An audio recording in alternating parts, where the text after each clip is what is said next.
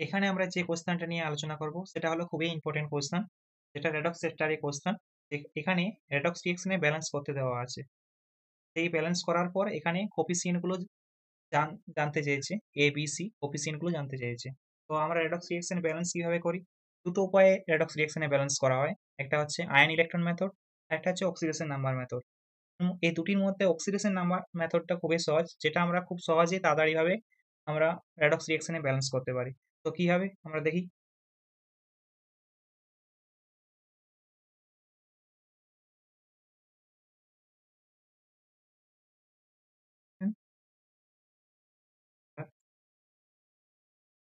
প্রথমে আমরা রিঅ্যাকশনটা লিখি।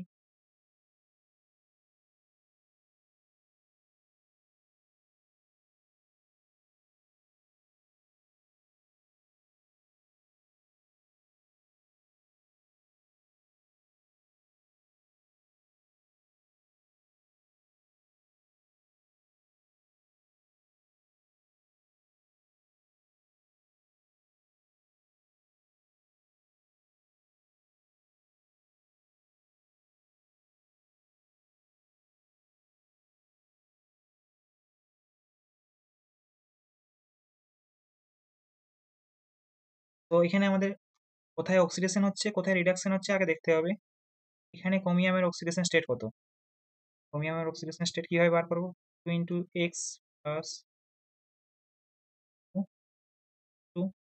এখানে x সমান আমরা কত পাবো? 6। এখানে ক্রোমিয়ামের অক্সিডেশন হচ্ছে 6, এখানে ক্রোমিয়ামের অক্সিডেশন আছে 3+। এখানে সালফারের অক্সিডেশন কত? সালফারের অক্সিডেশন কিভাবে বার করবো? x প্লাস 3 হচ্ছে ভ্যালেন্স -2 করা হয়েছে। x সমান এখানে হবে 4+। সালফার হচ্ছে 4+। এই SO4 মাইনাসের ক্ষেত্রে সালফার কত?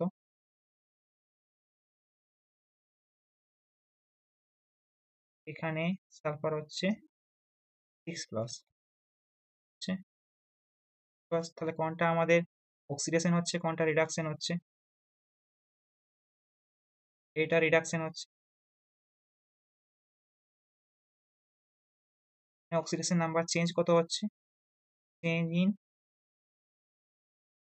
স্টেট তো হচ্ছে একটা ক্রোমিয়ামের জন্য 6+ থেকে 3+ হচ্ছে, 3 চেঞ্জ হচ্ছে। তাহলে দুটো ক্রোমিয়াম আছে, 2 × 3 = 6। এটা হচ্ছে অক্সিডেশন হচ্ছে, এটা অক্সিডেশন। এখানে অক্সিডেশন নাম্বার কি চেঞ্জ হচ্ছে? চেঞ্জ ইন অক্সিডেশন স্টেট কত হচ্ছে? একটাই সালফার আছে, এটা 4+ থেকে 6+ যাচ্ছে, তাহলে অক্সিডেশন নাম্বার চেঞ্জ হচ্ছে এখানে 2। তো এরপর কি হবে? তাহলে আমাদের এন ফ্যাক্টর গুলো বেরিয়ে গেল। পিআর মাইনাস এখানে এন ফ্যাক্টর কত হলো? এখানে অক্সিডেশন নাম্বার কত চেঞ্জ হয়েছে? 6। SO3 2 এখানে এন ফ্যাক্টর কত হলো? N factor oxidation state change হয়েছে 2। তো কাটলো। তারপর এখানে যেটা হয়, যেটা কোফিসিয়েন্ট গুলো বার হয়, এটার কোফিসিয়েন্ট কি হবে? ক্রস মাল্টিপ্লাই হয়ে যাবে। তাহলে কি হবে? রিঅ্যাকটেন্টের সাইডে ব্যালেন্সটা করি। তো ক্রোমিয়ামের পাশে যে কোফিসিয়েন্টটা আছে সেটা হলো 1। SO3 2 এর আগে যে কোফিসিয়েন্টটা আছে সেটা হলো 3। আমরা H+ এর ব্যালেন্সটা করবো এরপরে। ক্রোমিয়ামের ক্ষেত্রে কি ব্যালেন্স, কি কোফিসিয়েন্ট রয়েছে? 1। তো সেক্ষেত্রে 3+ই থাকবে। এখানে কোফিসিয়েন্ট কত হচ্ছে? 3।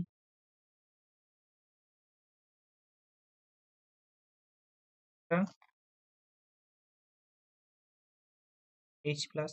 এরপরে আমরা H+ এর কোফিসিয়েন্ট কত হচ্ছে সেটা বার করবো। এখানে কতগুলো অক্সিজেন আছে এই সাইডে? অক্সিজেন কতগুলো আছে? 7, 9, 16। এই সাইডে অক্সিজেন কতগুলো আছে? 4, 12। তো 4টা অক্সিজেন দরকার, তাহলে আমরা এখানে 4H2O করলাম। তো 4H2 করলে এখানে কি হবে?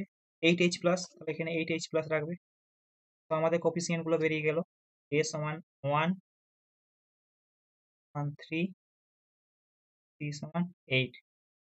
তো এই অক্সিডেশন নাম্বার মেথডের সাহায্যে আমরা সহজেই রেডক্স রিঅ্যাকশনকে ব্যালেন্স করতে পারবো, আর খুব কম টাইমের মধ্যে আমরা এই কোশ্চেনের অ্যান্সার দিতে পারবো। তো আমাদের এখানে কি অ্যান্সার হবে? Answer D.